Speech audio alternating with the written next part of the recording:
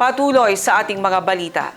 Dalawa na sa kabuuan ang sundalong nasawi at isang sugatan sa naganap na bakbakan sa pagitan ng mga elemento ng 90th IB at Dawla Islamia Hasan Group sa Dato Hofer, Maguindanao del Sur. Ito ang kinumpirma ni 6th ID spokesperson Colonel Ronald Suscano. 4 naman umano ang casualty sa panig ng DI Hasan Group. Ang News Now sa report. Sa panibagong impormasyon ng 6th Infantry Division ng Philippine Army, nasawi si Corporal Ryan June Baguel at Corporal Juni Mangalay sa naganap na bakbakan sa pagitan ng tropa ng 90th Infantry Battalion at Dawla Islamia Hasan Group sa Dato Hofer, Maguindanao del Sur noong January 27. Sugatan naman sa engkwentro si Private First Class Arvin Jake Janiel.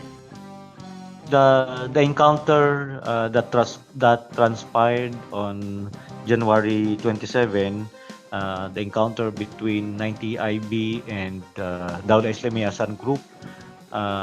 On the first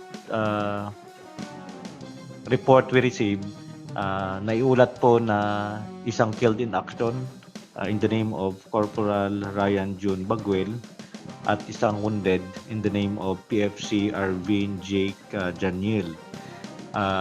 After that report, ang sinabi po nagkakandak ng pursuit operations yung 90 IB hanggang sa susunod na araw. Then after which naiulat din nila na nagki-clearing sila sa encounter site. It was this morning na naka-receive kami ng another report, progress report, na yung isa pong kasama nila na nahiwalay sa grupo when the firefight ensued on the first day ay natagpuan po nilang patay na doon sa malapit lang din sa encounter site of the same barangay in the name of Corporal Juni Mangalay. Doon naman sa Dawla Islamia Hasan Group, based on the report po ng 6th of 1st Brigade, mayroon na iulat na 4 casualties. Wala lang din tayong breakdown kung ito po ay mga patay ba or wounded.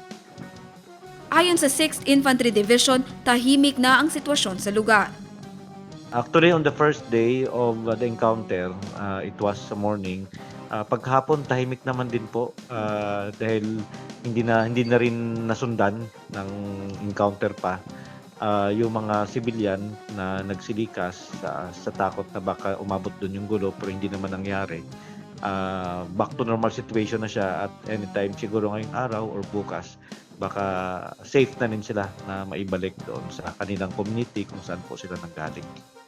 Sa press briefing araw ng Miyerkules, sinabi ni 601st Brigade Commander Brigadier General Edgar Catu na walang kaugnayan ng naganap na engkwentro kasunod ng kanilang isinagawang decisive operation sa Dato Hofer sa pananambang kay Sharifa Guac Mayor Ahmad Ampatuan.